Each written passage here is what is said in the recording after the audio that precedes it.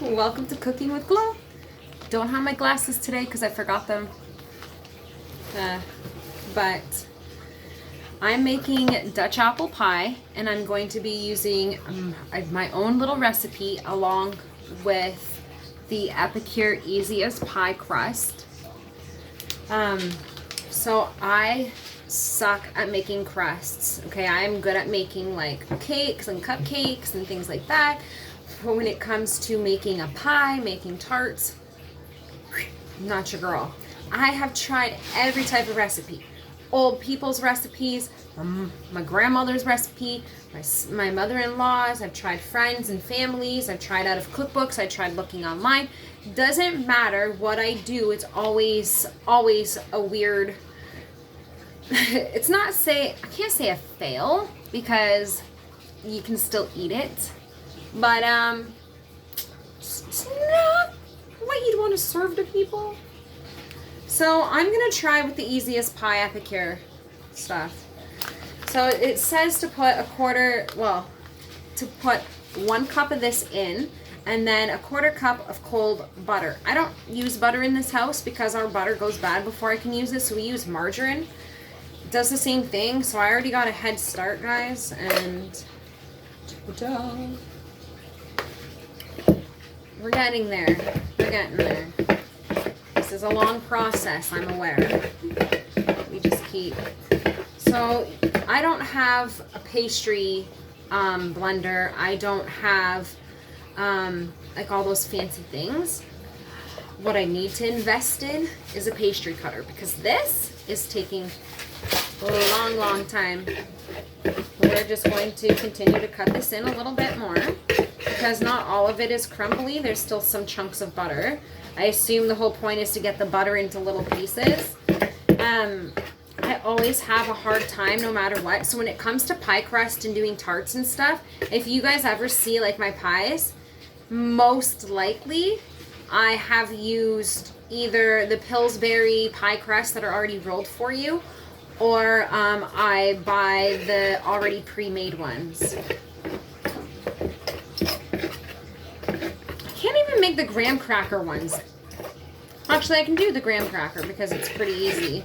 But I always somehow, when it comes to regular dough, mess it up. I don't know how I do it, but I do it. It's called a skill. I call that a skill. Okay, so now it says to add, pulse in 3 tablespoons of ice water 1 at a time until the dough starts to form. So I'm assuming, and I do have a cup of ice water, I froze some just because I wanted it super cold. I'm using my Epicure measuring spoon. I love this. It's like a little tablespoon. And we'll just pour it. That's so much easier. Oh yeah. And they're perfect. They fit in our jars and everything. So I'm going to try with the 1. I wonder if I can just use this with my hand. Like, can't I just mix it? My hands are clean.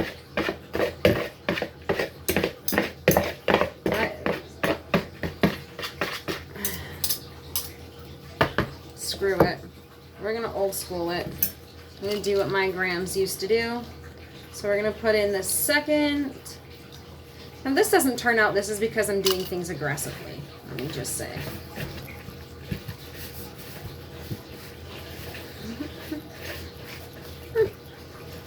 This stuff isn't too bad.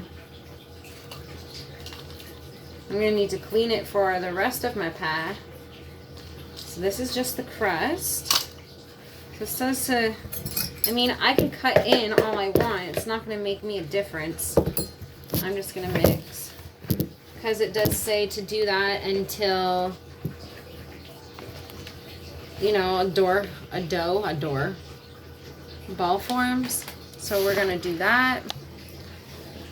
Okay, so I've mixed the dough. It's a little cute thing. See how cute that is? Like, oh my gosh. So it says, that's the first time my dough has ever turned out. I am highly impressed. See how easy Epicure is? As a consultant, I can honestly say that this is convenient. So I bought the Easy as Pie collection. So it came with like this little mat. It shows you the different size pies. You can't see it. It shows you the different ways that you fold, or the different things you can make. Anyways, it also comes with the rolling pin, and it came with 2 packs of this. So I finally get to use it. Yule's right around the corner. I'm making a Dutch apple pie, and I'm making it in advance, so it's just like a day in advance or 2. So, just in case, because if I mess it up, I gotta go buy a pie, right? So, anyways, this is the rolling pin. So it says, turn the dough onto the counter, using your hands, gently knead to form a ball. Okay. It already did form a ball because I already did it. But, you know, can't hurt to knead. I did it in the bowl. I make a lot of homemade bread, like for bagels and stuff. So I'm really, really good at making, you know, bread dough when it comes to pies. This is so convenient. I wish we had more. Okay, whatever. So I did that.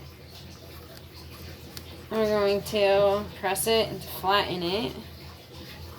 So what we do after is, when we do this, you have to apparently wrap it once it's in a little ball and put it in the fridge for 20 minutes.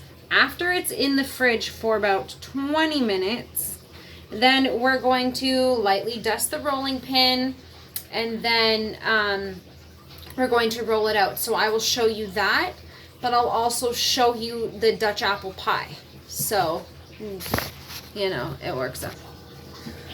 So now that our dough is sat for 20 minutes, we're going to lightly flour the rolling pin. This is a rolling pin. It's really neat. You take the dough, flatten it. I like that my little mat here, I'll show you probably later if I remember, but it shows you if you want like 2 inches, 3, 4, 5, 6, 7, 8, 9, 10, goes up to 12. So I thought that was really cool. So, see, you guys can't really see. I'll move my dough over here a little. Start in the center, you move your way out. That's how I always did it. And then I'll flip it if I can. So for me to make it round, I'll just go around weirdly. I'm just trying to stretch this out to the appropriate size. You don't want to push too hard, because if you do, your crust will stick, and you don't want it to stick. Trust. Like, you don't want it to stick to the surface. So, yes. There is other things going on, but it's okay. Alright. Now I got my basic size. Now it's not the best shaped, guys. It's not perfectly round, but that's okay. We're gonna try and I'm gonna make sure it's the right size. So I don't have a pie pan, but sometimes I can get away with using the Epicure thing. This time I may not be able to, but we're gonna make this a little bit bigger than 9 inches. I'm gonna try and do at least 10 to 10 and a half, because that will fit perfectly. And because this is a Dutch pie, it doesn't matter about the crust at this point. I'm just a weirdo, so I'm gonna try and get it to 9. Actually, I want it to 10 if I can get it to 10. Generally, it's probably easier for people if you already can make pie crusts and stuff. You know, maybe you can make a few in advance. As you see, this was the Epicure stuff, so I'm kind of limited. Okay, now it's semi. Oh, I think I overrolled it, but that's okay. So, give me a second to put this on. So here it is. I did the best that I could. It's a little thin. I probably, because this is a cake hand, this isn't a pie crust, like it's not a pie pan, so that could be part of the problem. Also, if you don't get enough flour on the surface, it'll stick. It's the first time dough's actually turned out okay, so quite surprised. Okay, so what we're going to do next is the apples. So I love this thing for cutting apples because it gets rid of the core without me having to actually cut it. So I have to, ow, my knee. I have to stand for this. You might want to watch all fingers. I'm using my Epicure cutting board because it is handy. So some of them are uneven and you'll have to like cut the core out. So essentially I'm just going to take a regular knife. You guys can use a paring knife, whatever. I'm not like a chef. Some of them need to have a little bit of the core out. This one was a really lopsided apple. But still, it does take a lot of work out. I don't like skin on my apples and my apple pie. I know a lot of people who do, and that's great. There's nothing wrong with it actually at all. I think it just gives the pie a nice little flavor. Hi.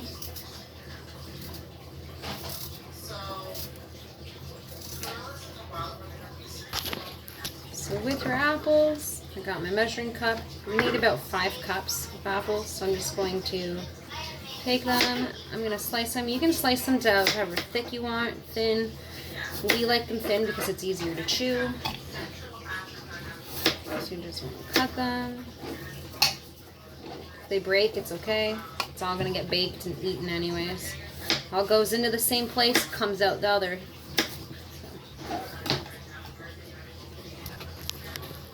So far there's 2. Okay, so then the next steps after you slice your apples, so about 5 cups. Whew, this is still wet from wiping the counter down or the table. So once the apples are in there, you're gonna wanna add 1/3 cup of brown sugar, which I like to break up. You are going to mix in that was 1/3 brown sugar. Yeah, this is 2/3 of white sugar. You're gonna add that sucker in there too. And then you're going to add 2 tablespoons of flour. It's already measured out. And 1/2 teaspoon of cinnamon. I like it cinnamony. So I'm gonna do magic 1 teaspoon. Me and my family love cinnamon. That's my secret trick. So there is a topping, and the topping we're going to need some flour, we're going to need some brown sugar, a little bit of butter, some cinnamon, some salt, and that acts like a crumble. So right now we're just going to mix the stuff together. And you know what, we're just going to mix. So you see what I'm doing, I'm just mixing. Just want to blend it in. Right, so we're just going to pour it into the shell.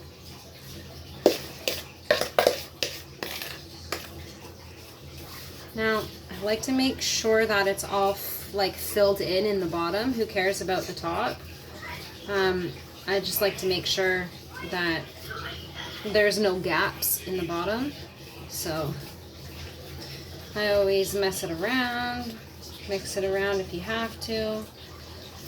And this is a simple recipe. I know it seems like it's not, it might be a lot of work. And we've come a long way from back in the like 17 and 1800s. So some of these recipes that we do today actually are still used and came from back in those times. So it's really cool. So this is that. So this is what it looks like until we put the topping on.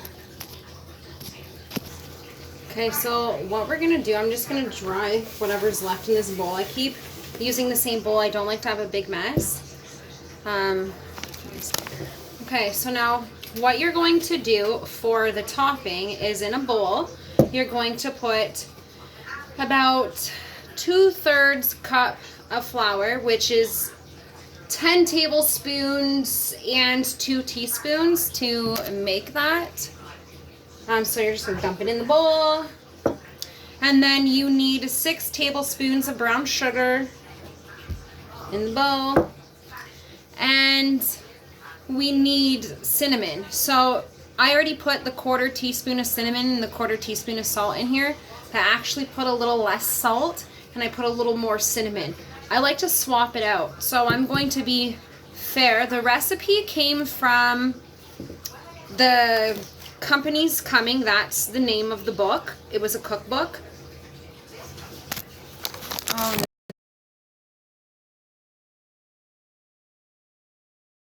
And here you have the results. Now normally I let it be with a spoon and I just mix it so that there's chunks. But this time I wanted to try something different. So when I mushed it together, like the topping, I just went a little overboard.